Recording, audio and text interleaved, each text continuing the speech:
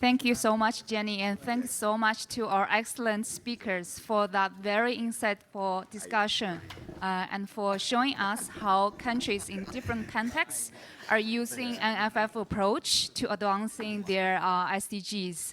And don't worry, I look alien, but your moderator team will come back in a second. I'm just stealing his mic for only a short period. After, ladies and gentlemen, after the stage setting session of State of INFFs, now we will have the opportunities to dive deep into different components of INFF and into different thematic topics so that we understand how in reality INFF is working to tackle different challenges. The next session, on session 3, it will be focused on fiscal policy coherence.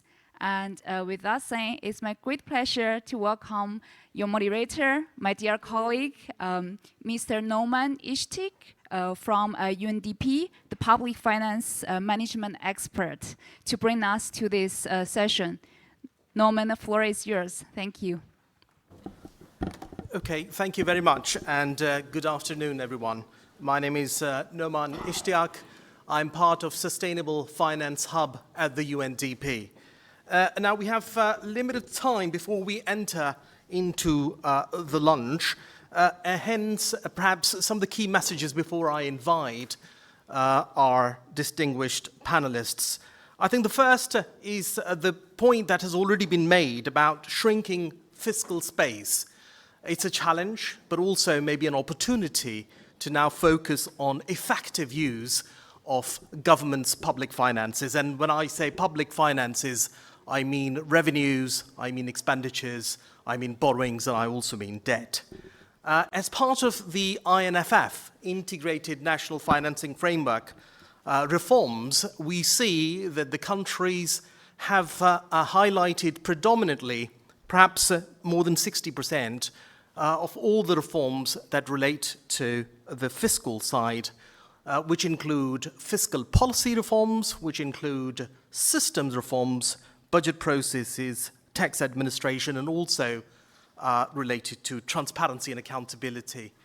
I think another point, important point, is about the draft FFD outcome document, and we see that this alignment and also coherence between revenues and expenditures is also highlighted there. We're looking at gender, climate, maybe environment as some of the key thematic areas that are mentioned in the outcome document. And this coherence about taxation and expenditures, that's also highlighted in the outcome document. I can give maybe one or two examples before I request our guests to come over. One is maybe to look at regressive taxation and the transfer payments to see what is the impact that they create on reducing poverty or reducing inequalities. Maybe looking at the coexistence of the fossil fuel subsidies and also the tax policy in order to incentivize reduction of maybe greenhouse gas emissions. So looking at both of these together, whether there's any contradiction or whether there needs to be a better policy mix. My distinguished guests, I would invite them to talk more about some of these issues. First of all, can I request Ms. Michelle Cinder, who is the Principal Planner of the Ministry of Finance and National Planning in Zambia, to please come to the stage. Can I also request Mr. Jairo Batista, who is the Director Budget in Ministry of Finance and Credit in Colombia. And can I also request Mr. Tamaloth Rasaphone, who is the Director General of the Ministry of Finance in Lao PDR. And can I also please request Mr. Carlos Acosta, who is the Deputy Director Programs in UNICEF. We also have two additional colleagues online. One is Mr. Daniel Timbleton, who's the director of the UN's Economic Development Division in Latin American countries, and Mr. Ibrahima Fall, who is the president of the National Commission of Civil Societies in Senegal. So welcome to all the participants, and thank you so much for joining. So the topic is the fiscal policy coherence, how the revenues and expenditures can be used effectively in order to focus on SDGs, so that perhaps the economic growth, social issues, and environmental issues take the central stage, so that perhaps the economies can grow out of debt. And the debt issue is also seen here as part of the overall fiscal issue, as highlighted by one of our colleagues as well. So I'll start, Ms. Cinder, by perhaps asking a question related to the alignment of the SDGs with development plans. I think this is a point that our previous presenters also discussed, but I would like you to talk about two things, please. First, how the Ministry of Planning and Finance in Zambia aligns the SDGs with the national plans. And secondly, what are the challenges that you face in terms of the alignment with the budget, the national plans, and how do you implement them within the budget or the fiscal policy architecture? And secondly, on the coherent side, we'll often note that the national plans focus more on the spending side, and on the taxation side, it is about enhancing tax revenues, but taxes also have a profound impact on income inequalities or on reducing gender inequalities, and perhaps also on incentivizing the private sector for private investments. So can I request you, secondly, to talk about how this coherent fiscal policy between revenues and expenditures can take a center stage in national planning process, and perhaps also request you to talk about one or two examples. Ms. Cinder, over to you. Thank you, Mr. Moderator. I come from a country which is in the southern tip of the African continent, Zambia. I'll take this opportunity to market my country, the home of the Victoria Falls, one of the 7 wonders of the world, and you're most welcome to visit our country. Thank you, Mr. Moderator, for the question. In Zambia, the Ministry of Finance and National Planning is actually mandated to prepare the national budget and the national development plans. And the national budget actually operationalize the 5-year medium-term national development plans. And the subsisting national development plan, which is the 8th plan we've implemented since independence in 1964, is underway. And the national development plans and the budget are actually underpinned by the legal and policy framework, which has formulated a national planning and budgeting policy and act. So we have an act which governs the formulation of the national development plans, and also the Constitution also underpins the formulation of the national budget. So these two are in sync, the plan and the national development plan and the national budget are in sync because they are backed by the policy and the act. So basically, when we are formulating our national development plans, we do have a process which we submit to the highest policy organ of government, which is Cabinet Office. We do prepare what we call an issues paper in which we highlight the performance of the economy from the macro perspective and also from the social and economic developments that are persisting. We bring about the bottlenecks and all these development challenges that we are facing in the implementation of our national development plans. So once that is highlighted to this policy organ, then we actually bring about all the players in the development space, because this particular National Planning and Budgeting Act and policy has provided for a coordination or an advisory structure or framework, starting from the top, from the national level, all the way to the bottom at the sub-national level, where all development players and parties involved in the development process meet at different levels. We have organs at national, provincial, district, and sub-national level. And this is against the backdrop also of the current decentralization agenda, which we are advocating for, because we've realized that for a long time, development has not involved the people at the grassroots. It has not been so inclusive. So in line with the inclusive development agenda, we ensure that there is input to the development processes starting from the lowest organ in society. So once all this information is consolidated, and it is, of course, we use a bottom-up approach, when it is presented at national level, what we call the National Development Coordinating Committee, which is chaired by the Minister of Finance, National Planning, and the Secretary to the Cabinet. These give policy guidance after receiving all the information all the way from the bottom, and it gives direction on what direction, government will undertake in the subsequent plans that have been formulated. And every year we do annual progress reports to see that there is no deviation, excuse me, from what was planned and what has actually been executed. We do monitor the relationship between annual budget execution and the development outcomes contained in the plan. We read the budget, the national budget, together with the plans, rather the annual plans that constitute the five-year national development plan.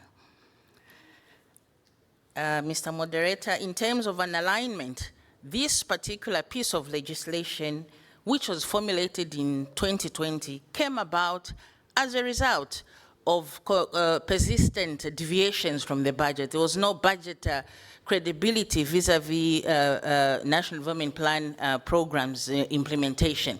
So I'm not saying that as a result of this particular policy, we have had 100% execution. There are so many other factors, of course, such as the drought that has engulfed our country. We've had so many challenges in terms of electricity generation. Hydropower is what we're heavily dependent on. So that has impacted so much on our output in terms of agriculture.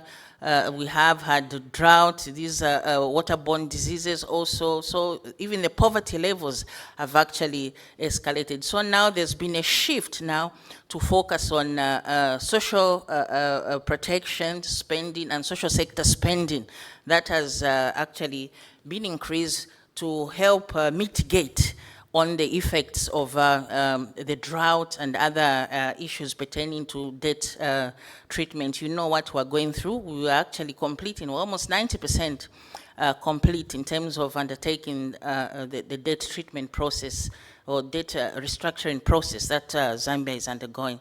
So there are many factors, Mr. Moderator, not only focusing on the national planning and budgeting policy. Government has actually resolved to just ensure that the entire public financial management architecture or system be reviewed so that it is speaking to one another. So we've had to review policies pertaining to public debt management. You know, we have the, whenever a budget is being presented to Parliament, the Honorable Minister of Finance gets to present also the annual borrowing plan. And that has been consolidated by the formulation of the Public Debt Management Act of 2022. This is actually one of the success stories we could tell, because since independence, I think we had outdated acts, which has orders 50 years or 55 years without monitoring or controlling how debt is contracted by the nation. But because of this particular act of 2022, Parliament is supposed to approve any proposals for contracting debt on behalf of the state. So all those, even the Public Procurement Act, We also have many other acts pertaining to public financial management, but primarily the Public Debt and the National Planning and Budgeting Act, Public Procurement Act, all these need to be in sync so that we ensure a strong link between what we have budgeted for and what we have planned for in relation to our social development agenda, or SDGs. And by the way, in my country, whenever we formulate a national development plan, we always subject it to what we call a rapid integrated assessment. That's a tool which the UNDP helps us in terms of measuring the level of alignment of our national priorities to the SDGs. We get to map what our national plan development outcomes and targets. We try to actually map them onto the SDG targets so that we are not caught off guard, or we are really not in sync with what the global agenda is all about in terms of development, sustainable development. I think I'll end here for now. Okay, thank you so much. I think some of the key challenges that you've highlighted include the issue of budget credibility. I think that a number of developing countries face that issue, and it impacts the interlinkages of the national plans with the budgets. You've also mentioned that during the crisis, an increase in social sector expenditure has been taken place as part of the national planning process, but also some of the key challenges that debt restructuring has posed on the public finances. So thank you so much.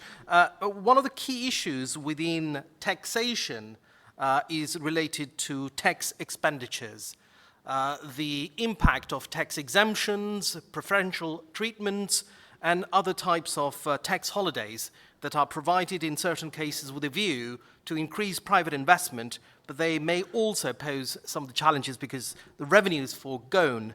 Can I request Mr. Tamaloth, Rustophone, to perhaps talk a little bit about the initiative that we understand relates to the tax expenditure in Lao PDR? What are the experiences of Ministry of Finance? How do you look at tax expenditures or tax exemptions from the lens of SDGs? And the second question is whether this reviewing tax exemption from the lens of SDGs provide the opportunity to Ministry of Finance to perhaps also look at expenditures and taxation of the policies from that lens as well. Mr. Rustophone, over to you, sir. Thank you. Thank you for the question. It's an honor to share about the progress has made in implementing the integrated national financing framework, and it's important for achieving our national development goals and SDG.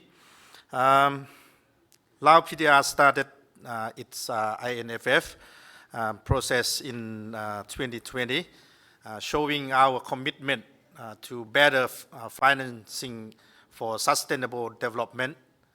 And as a part of this work, we developed a financing strategy for support the 9 National Socio-Economic Development Plan, which was approved by the Prime Minister. It served as a strong framework to ensure our financial resources align with the key development priorities.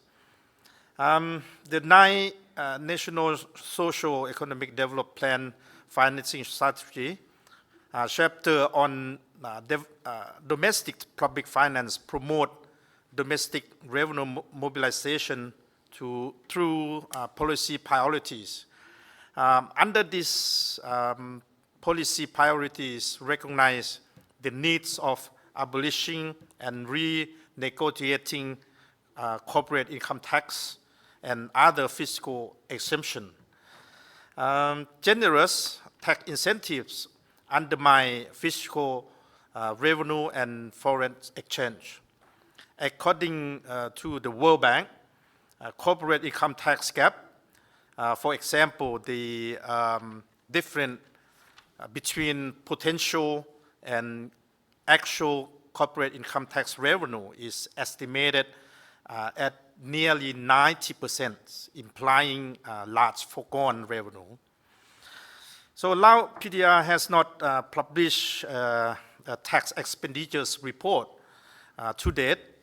Tax expenditures can be defined as the amount of revenue foregone through the application of the special tax regime at the tax regime or tax provision that are intended to promote the benefit a particular sector, activity, or taxpayer.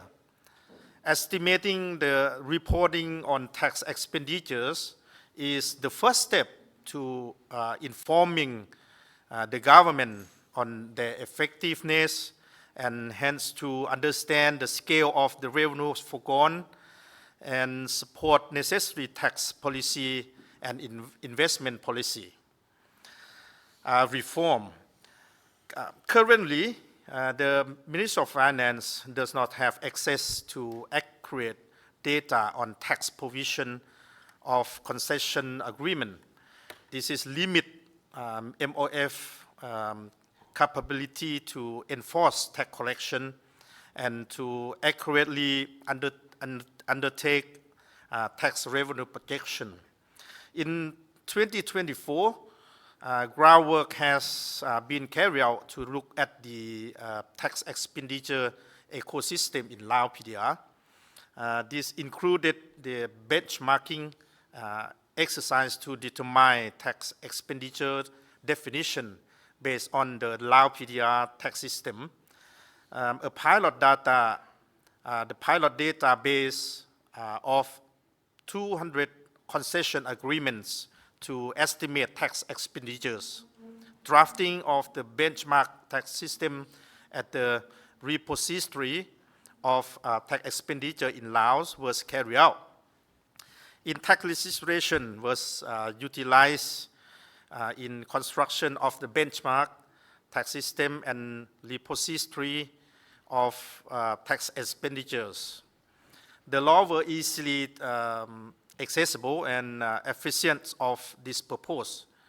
The repository of the tax expenditures outline the scope of the provision that should be costed in the tax expenditure report. So furthermore, a software company has been contracted under the same project to automate the database to support the development of the full and functioning database on tax expenditure. Building on this work, this year we aim to produce Lao PDR first tax expenditure report. The research work completed to date indicated that there is good potential to undertake a comprehensive tax expenditure report in Lao PDR. Sufficient data exists to estimate the tax expenditures for many of the provision identified in the tax expenditure repository. The pilot test of 200 contract highlighted how to go about. First one is identifying beneficiary, and the second is calculating the tax expenditure. So in conclusion, integrating the review of tax and expenditures is critical for effective economic management in Lao PDR. The groundwork laid through initiatives like the tax expenditure repository and the upcoming tax expenditure report position us to reform our fiscal policy in the way that drive inclusive and sustainable growth. By ensuring that revenue and expenditures work in harmony, we can build a more resilient and equitable economy aligned with the goal of the 9 national social economic development plans. That's all sharing from Laos. Thank you. Thank you so much. Thank you very much, Mr. Rasafone. I think some of the key points that you've highlighted include that there can be a sizable revenue foregone because of these tax expenditures. So from the macro stability, that's an important perspective, but also from the perspective of some of the key areas of private sector investment or maybe trade, where these concession agreements may either incentivize or disincentivize the private sector financing. So looking at tax expenditures from that perspective could actually enhance the focus towards economic growth, trade, and maybe also lead to increased fiscal space. Thank you so much. Maybe I'll move on now to Mr. Jairo Batista. So can I ask, in Colombia, my understanding is that the government provides the data, the budget information by the SDGs on now annual basis. But we also see that that is limited to the expenditure side at the moment. And on the tax or revenue side or the expenditure side, if we look at both of them together, we see that there may be incoherence because of different issues, like fragmented policy objectives or weak institutional coordination, or maybe limited fiscal policy review capabilities within the Ministry of Finance, including data, some of the issues highlighted by our colleague just now as well. Can I ask, Mr. Batista, how ministries of finance can develop capacities to look at public finances together, revenues, tax policies, tax expenditures, public spending, borrowing, look at them in an integrated manner with an SDG lens? And in your opinion, can ministries of finance develop some sort of administrative capabilities to perhaps look at these issues jointly and their impact on the development outcomes? Over to you, sir. You can talk in Spanish if you want. Okay. Thank you very much. Voy a realizar mi intervención en español. Creo que el jet lag me ha dado un poco duro, entonces no me siento muy confiado para poder hablar en inglés.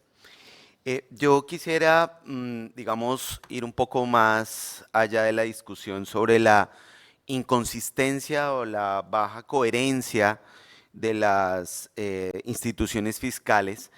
Y yo creo que esto podría relatarse como en tres dimensiones, tomando como referencia algo que en inglés se utiliza mucho y es la diferencia entre politics y policies.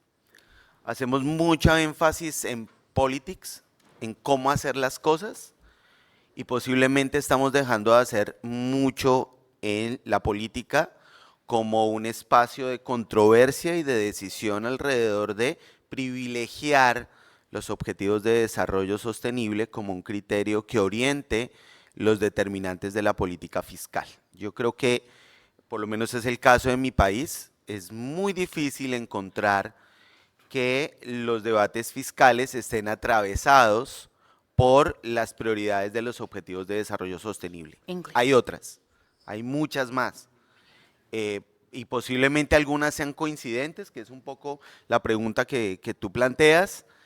Algunas de ellas son coincidentes, hay un privilegio, por ejemplo, en orientar recursos a educación, pero la educación es posiblemente una consigna porque detrás de ello no vemos los resultados. Entonces creo que ahí hay una discusión importante que hay que dar. Entonces, en este sentido, una primera dimensión tiene que ver con los hechos y las estructuras institucionales. No solamente en Colombia, porque lo que yo me he permitido escuchar aquí, tenemos muchas coincidencias. Por ejemplo, la preocupación inicial de Semereta alrededor de las capacidades para recaudar recursos fiscales. Entonces, esa baja capacidad está relacionada seguramente por la debilidad de las instituciones recaudadoras, pero también porque hay en muchos países unas economías que son difíciles digamos, de someter a los regímenes de taxación. Es difícil colocarle impuestos a las economías informales y a las economías ilegales. Y entonces, pues digamos, en Colombia sí tenemos muchos problemas con ello, con las economías del narcotráfico, que también conviven con muchas formas de economía ilegal, que a veces en términos reglamentarios no entendemos bien, y eso debilita las capacidades del gobierno para tener recursos orientados, no solamente, ya hablemos de cumplir metas de desarrollo, sino cualquier otra posibilidad de gestión de política fiscal. Y adicional a eso, enfrentamos los mismos problemas que países de mejor nivel de desarrollo, y es que hay una parte privilegiada de la población que logra escaparse de la contribución utilizando la planeación fiscal y la salida hacia los paraísos fiscales. Entonces, eso también debilita mucho la capacidad de gobierno para tener recursos fiscales frescos y para poder reorientar esos recursos hacia objetivos de desarrollo. Adicional a eso, digamos, una política fiscal que no solamente, digamos, nosotros en Colombia somos expertos en hacer reformas tributarias, pero las reformas tributarias no son legítimas, caen sobre un segmento de la población muy pequeño y en general no hemos logrado introducir criterios de legitimidad en la tributación. Nos hemos quedado en la técnica y en la legalidad, pero no en la legitimidad. Y entonces la pregunta es, ¿por qué un ciudadano paga impuestos? ¿Para ver qué?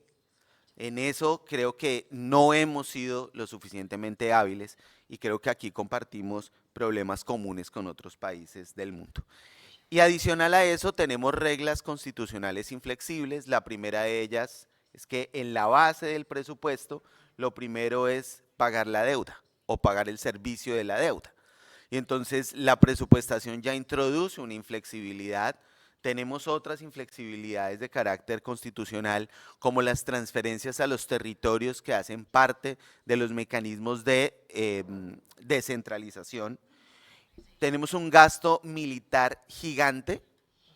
No hemos podido entender todavía las implicaciones de largo plazo de la expansión de ese gasto militar en un país en conflicto como Colombia, conflicto no resuelto, pero indudablemente desescalado con lo que veíamos hace algunos años.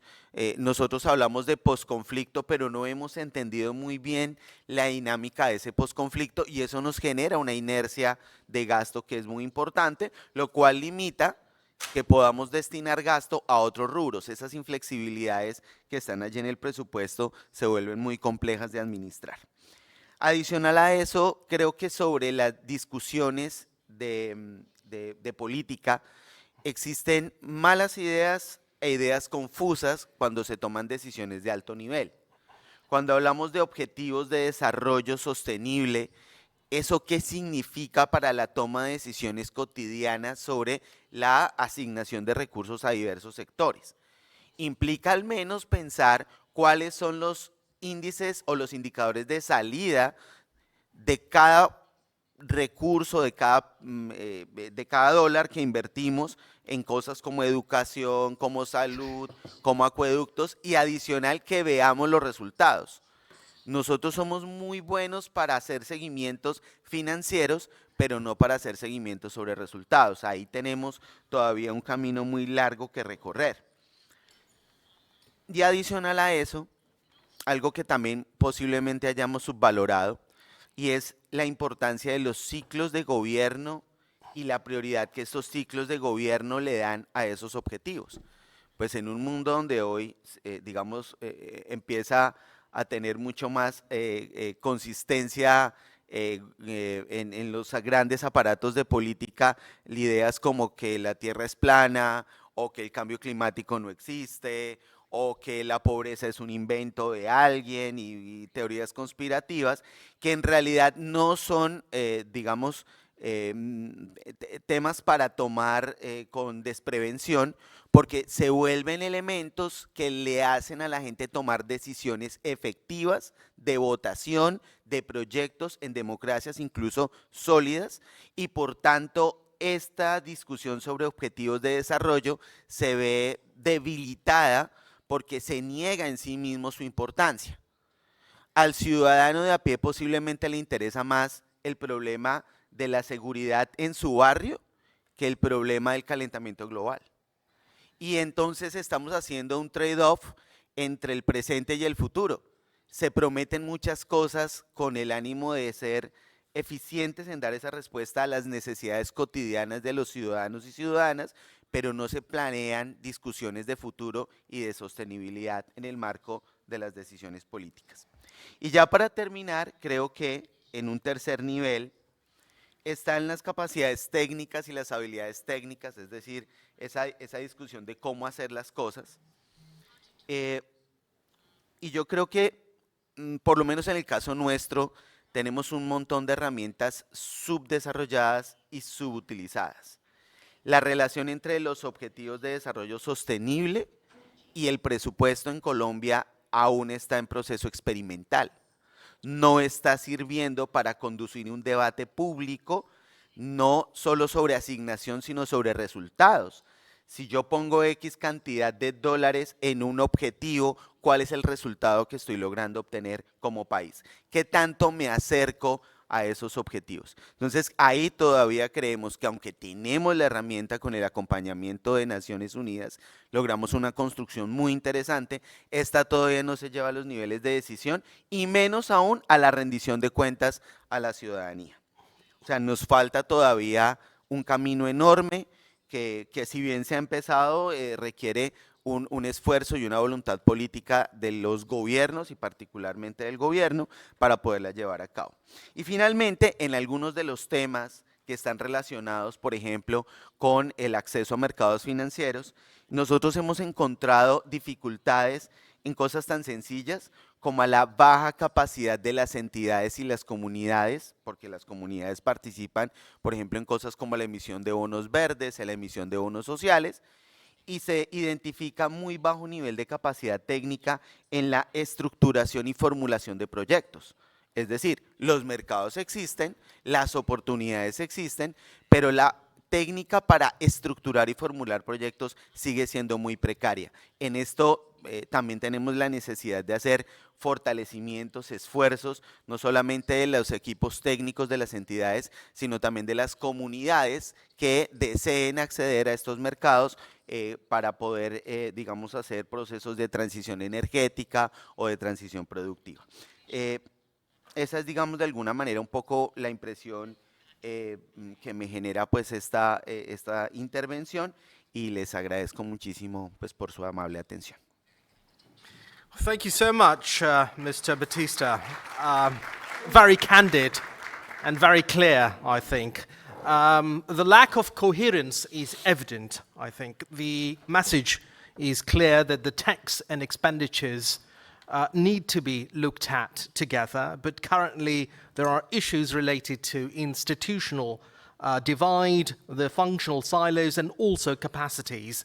And I think you've also highlighted that some of the tools may be there, underdeveloped, but in many cases they need to be taken more seriously. And this is an opportunity to look at these tools, these systems together in order the resource allocation decisions and tax policy decisions that they can be aligned with the SDGs.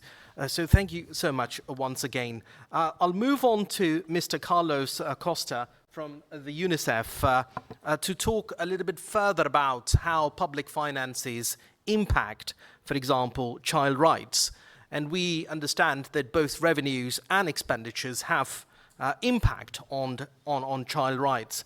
Mr. Acosta, how do you see fiscal policy effectiveness for children, for example, and the role of development partners that they can play in working with the governments so that they can take a more coherent policy design on cross-sectoral issues such as social sectors and child rights? Over to you, Mr. Acosta. Thank you, Mr. Moderator. And I was also very tempted to start in Spanish, but I speak twice as fast when I speak in Spanish, so I'm going to spare you from that and stay in English with the rest of the panel. I'm going to try to connect something was said in the morning, because there's many more problems than the one that we can solve. So how do we focus on those that not only are the ones we can solve, but are the ones that we can make a meaningful change? So I want to start by recapping a bit of the problem statement that we're facing here. We're starting with three very important challenges. First, we are not investing enough in the social sectors. UNICEF estimates that just to advance to what would be achievement of the SDGs, the education sector has to increase almost 1% of their investments to GDP, which requires a lot of resources. In the education sector, an increase of 4.7%, and in the social protection sector, 0.6%. That is as a proportion of GDP, not as a proportion of national governments. So that's a lot of resources that are required. There is not enough resources to get us there. First challenge. The second challenge is there's other sectors demanding those resources that don't exist. And those sectors have been and will continue to be along the sides of defense, like we just heard from Colombia. And there's a lot of demand of shifting resources into that. So how do we elevate that priority? And the third one is the systems that show that investments in the social sector revert high impact are still being developed. The outcome-focused budgeting is still something that is not complete. So you have three elements that make the social sector weak in this context. So then what do we do about it? So we have 5 kind of policy recommendations to bring. And first, going back to the meaningful problem, we need to work with creditors to ensure that addressing debt also ring-fences social sector investments. We cannot do one and then expose the social sector investments to be reduced or even sustained. They need to be increased. So this is the first challenge that we have to work creditors so that member states can continue in those investments. This is where and the other element is these investments happen within the sector ministries, within the Ministry of Health, Education, Protection, Labor, not within the Ministries of Finance and Planning. You receive the inputs. So it's so essential to work with these sector ministries to then being able to propose a sustained investment in these areas where they need to be. What we find as UNICEF is that many of these solutions are enabled when sectors work together, not when sectors work in parallel. The impact that the education sector has in reducing violence against children is very strong. The system of the health sector in protecting children is very strong. But because of the way that ministries are organized and the incentives, it's very difficult to create those spaces of collaboration.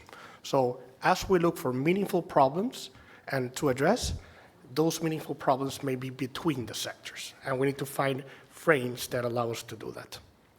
We need to be able to use technology and social media to keep governments and ourselves accountable for the sustained investments in this. And I think this is something that where the UN and these frameworks have a lot of value to bring to the table.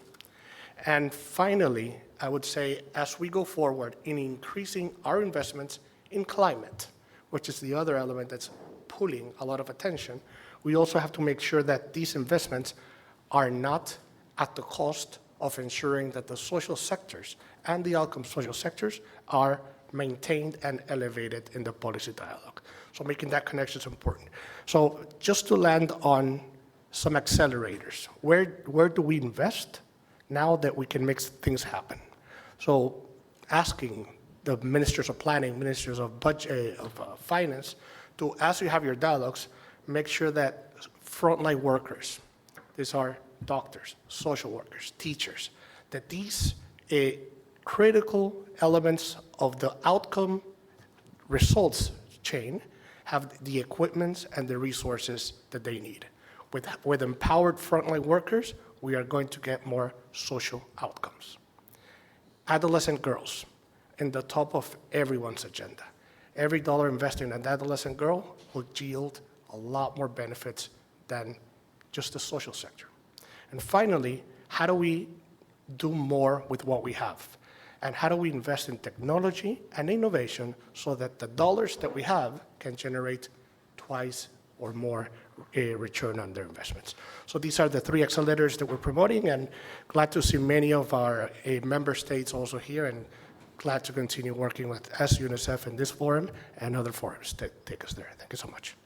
Grateful, thank you very much. I think you've talked about three challenges of the less investments or not enough investments in social sector. You've talked about other sectors, for example, defense, taking the resources and the demands being placed from there. And the third important thing is less developed systems that do not help us to focus more on the outcomes. In order to overcome these challenges, I think you've talked about some of the key areas and also accelerators.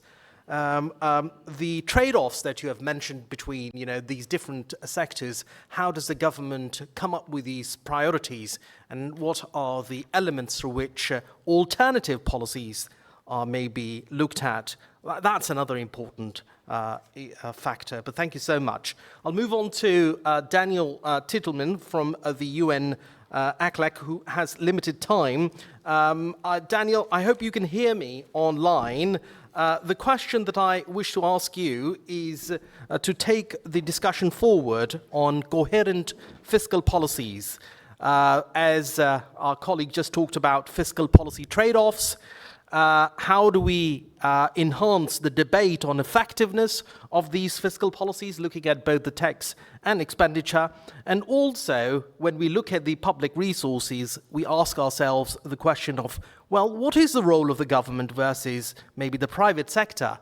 And how do we use the fiscal resources effectively so that private investments can also be increased?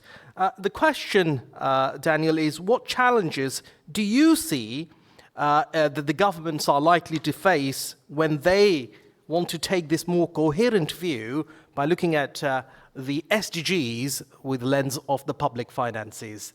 Daniel, over to you. Thank you very much. Can you hear me? Yes, loud and clear, please.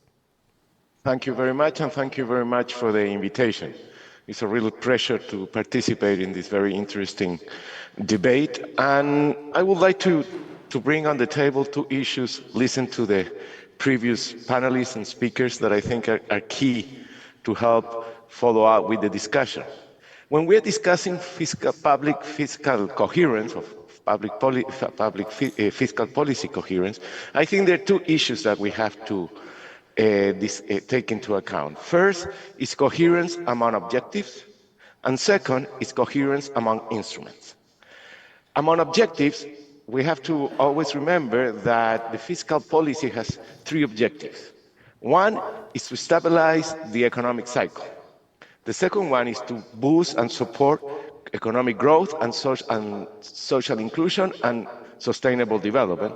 And the third one is income redistribution through tax structures and other policies. So the first coherence that we have to have is how can the fiscal policy can address short-term needs, medium-term and long-term needs in a coherent and strategic perspective. And that's not easy when the short-term somehow dominates the needs and the orientation of fiscal policy. So I think that when we are discussing coherence, we have to take into account the objective of fiscal policy and then think how can we start building instruments and approaches and political approaches, because as was said before, the fiscal policy is the most political of all policies. So basically, how we are going to coordinate those three objectives. And the instruments we have are taxes, expenditures, and debt. So basically, and you also need a coherence between the instruments, okay? And my feeling is that at least in the Latin American and Caribbean countries, but I think that's basically for the whole developing world, short-term needs, the need to stabilize the cycle overcomes the medium and long-term perspective of inclusive development and SDGs and sustainable development. So sometimes fiscal policy is more driven by short-term considerations than medium and long-term consideration, and that's where the logic and coherence sometimes starts getting into trouble. So, and then moving to the instruments. I think that the first lesson that we have learned is that permanent expenditures have to be financed with permanent incomes. That means social expenditures, health expenditures, social protections, social inclusion, a lot of the social policies, health and others, are permanent expenditures. So they have to be financed with permanent income. So when we want to strengthen coherence, we have to strengthen our capacity to raise fiscal incomes. And that's a big problem, at least in the developing world, in the developing world, in Latin America and the Caribbean. What you observe is that basically incomes are always behind expenditures. So you accumulate fiscal deficit and you accumulate debt, and when you accumulate fiscal deficit, I will not go into that discussion in terms of the parameter and levels, but when you accumulate debt, then the coherence of your objective between short and medium term becomes much more complicated. For example, in Latin America, we always have fiscal deficits. Sometimes they're more sustainable than others, but when you have fiscal deficit, you will have debt, and sometimes debt becomes a burdensome, a constraint that constrains your coherence capacity. I'm just going to give you an example. In Latin America, in 2023, on average, the debt service, payment of interest for debt, were equivalent to 70% of the public expenditure in education, 86% of expenditures on health, and 57% on expenditure on social protection. And they more than double investment expenditures. So when you have those issues, then to be coherent is quite complicated because you are allocating resources to deal with short-term and cycle issues and not with a medium and perspective of development. So first advice is permanent expenditures has to be financed with permanent income, so we have to strengthen our tax, not only burden, but our tax structures. That moves to a more progressive tax structures. Otherwise, it's very hard to be coherent between short-term and medium and long-term objectives. Second issue, debt. We are having and that's not new, in the region and in the developing world, debt is becoming a big problem that doesn't allow you to allocate the resources with a strategic perspective of SDGs or medium and long-term development perspective, and you have to allocate resources to serve that debt that takes away resources for other purposes. That, of course, affects the capacity of coherence. So I will say first instrument, try to strengthen your fiscal incomes, increase your tax burden, but also improve your tax structure, and that relates to what has been discussed with tax administration, tax expenditures, a lot of other instruments. But you need to be coherent between your expenditure trajectory and your income trajectory if you want to have coherent public fiscal policy over time that can be on a sustainable fiscal path. Okay? So basically, and just to wrap up, I will say coherence is a key issue. But there are two issues of coherence, objectives and instruments. If you don't, objectives means how are we going to reconcile short-term and medium and long-term objective purposes, stabilize the cycle, development objectives. Instruments, income and taxes, which are highly related, they have to finance permanent expenditures, otherwise you will be building up a sustainable fiscal path, so you have to strengthen your fiscal incomes. You have to manage your debt in order to finance infrastructure and other issues that are related to growth and development medium and long term. That requires strengthening the taxes and the tax structures. It requires to strengthen the public expenditures, not only by getting more resources, but also having a strategic perspective and make it more efficient and more efficacy. One of the problems in many of our countries is that not only the tax structure we receive is regressive, but also the expenditure structure is regressive. So it's hard to be coherent in those issues, so you have to improve both. And third, you have to deal with debt issues and try to discuss how we're going to have a sustainable debt path over time so it doesn't become a constraint and doesn't become a key issue that avoids the possibility of being coherent. Thank you. Thank you very much, Daniel. And I think you've summarized the points about fiscal policy coherence very well. And you've said that perhaps what we need to do is look at two perspectives. One is the coherence between objectives, and number two is the coherence between fiscal policy instruments, the taxation, the expenditure, because as you highlight, that there can be issues of regressive taxes and also regressive expenditures. And hence the center stage of effectiveness of productivity and how the public resources can be used to look at not only short-term but also long-term and medium-term and long-term outcomes as well. But as you rightly say, that in many cases short-term takes precedence over the medium and long term, and that's an important challenge that needs to be discussed.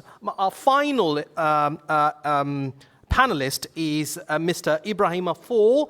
Can I, sir, request you to briefly talk about the role of civil society in working with the government and also communities, vulnerable population, so to ensure that the government's tax and expenditures actually generate impact? What kind of role do you see for civil society? And you can talk in French. So please, go ahead. Merci beaucoup. Je vous remercie pour cette invitation à cette importante rencontre. Je remercie notre partenaire, le système des Nations Unies, qui soutient la société civile sénégalaise à travers le PNUD depuis des années dans le suivi de la politique économique du Sénégal, tout comme le suivi de l'agenda 2030. Ce thème, je m'excuse aussi, hein, je voulais bien être avec vous, mais malheureusement, ma demande de visa a été refusée par le consulat.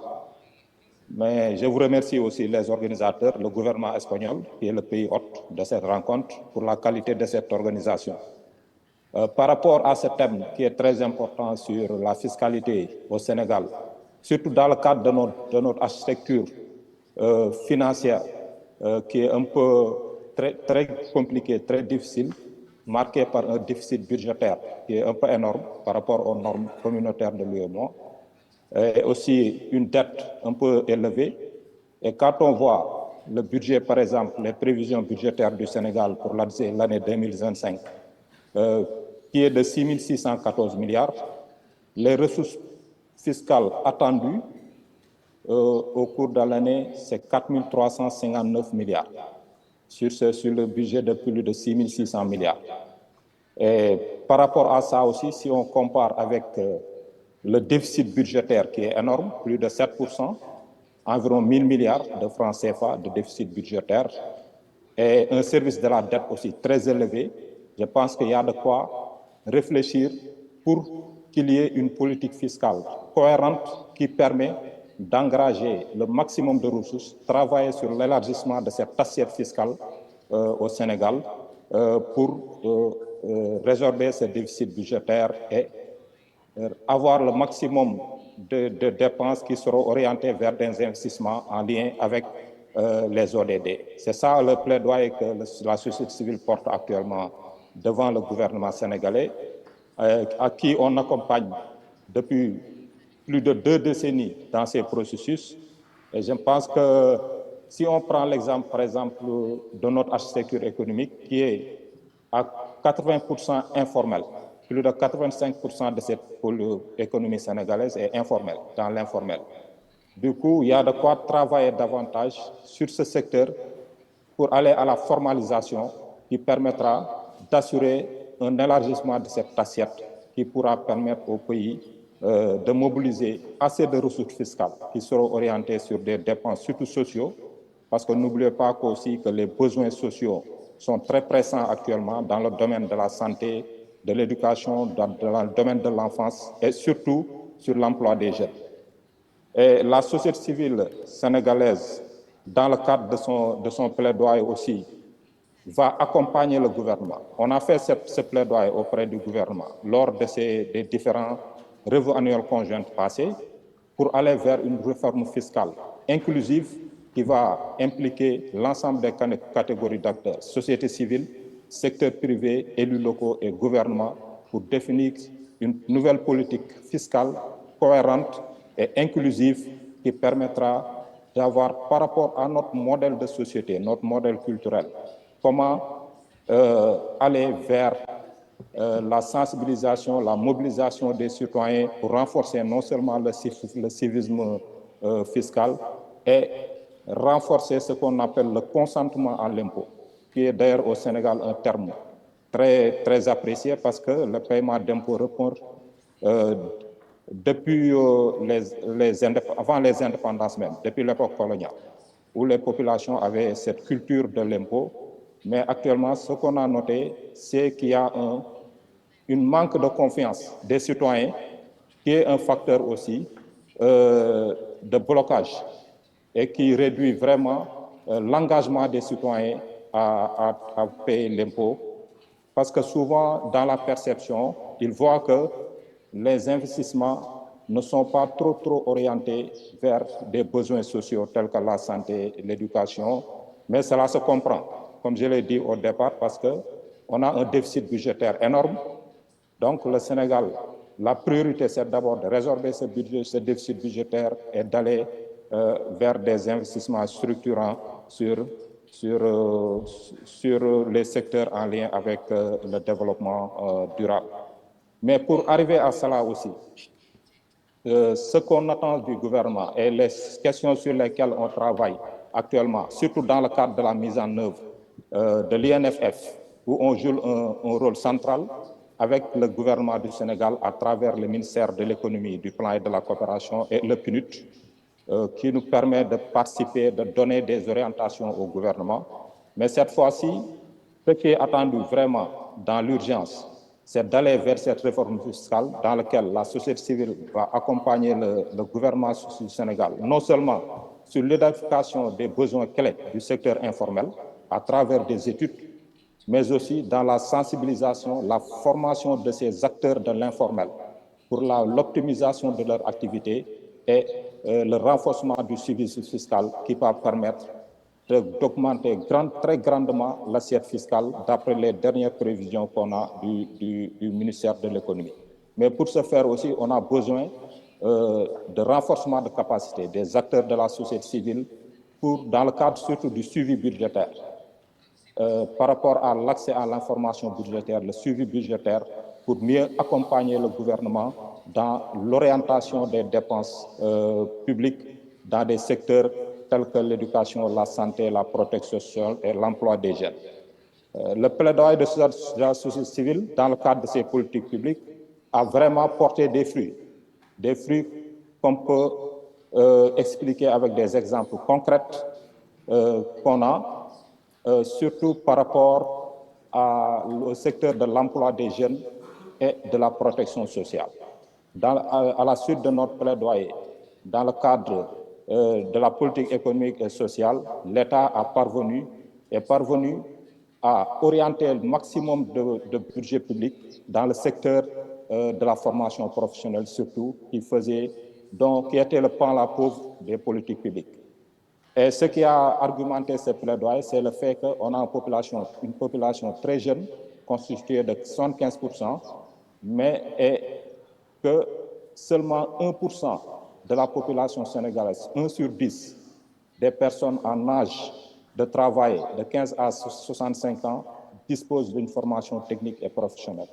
Et ces arguments ont permis d'accompagner le gouvernement dans la définition de cette politique. Et depuis lors aussi, il y a des efforts qui sont faits par le gouvernement dans ce secteur de la formation professionnelle avec des instruments qui sont en place. L'autre secteur sur lequel la société civile a beaucoup fait de plaidoyer pour mieux orienter les investissements publics, c'est le secteur aussi de la protection sociale et aussi ce qui a vraiment permis à l'État de mieux prendre en compte ce secteur comme un axe prioritaire dans la stratégie de développement économique et social du Sénégal. Et depuis lors aussi, pour toujours, on travaille sur le suivi de la mise en œuvre très rapprochée et en étroite collaboration avec le gouvernement, à travers les services techniques dédiés au suivi de la politique économique et sociale. Et ce travail, nous le faisons bien depuis bientôt une décennie.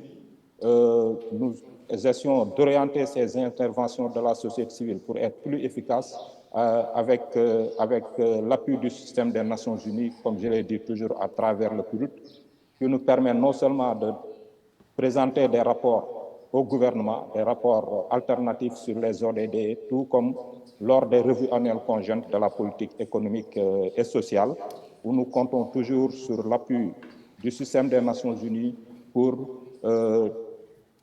produire ce rapport alternatif qui est attendu désormais dans le cadre de la mise en œuvre des politiques, surtout lors des revues annuelles conjointes de la politique économique et sociale du Sénégal.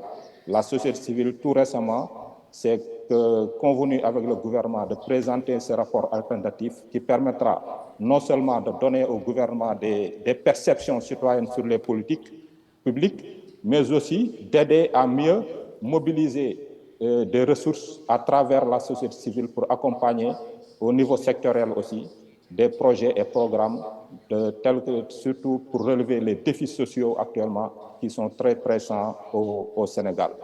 Je pense que j'ai bouclé les 7 minutes. Je vais m'en arrêter là en attendant les questions dans les discussions. Je vous remercie de votre aimable attention. Thank you very much, Mr. Faure.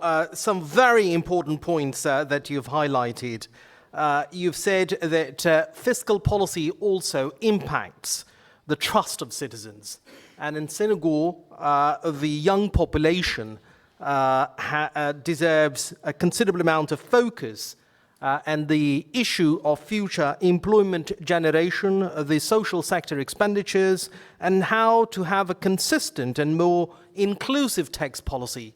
These are some of the elements of the initiatives that you, as civil society, would like to see the government to take an alternative view on. And in this regard, you've not only looked at these policies, but also provided an alternative view of the economic and social policy. So not only oversight, review, but also looking and working with communities, but at the same time also providing alternative view of the economic and social policies. That can be the kind of role that civil societies play.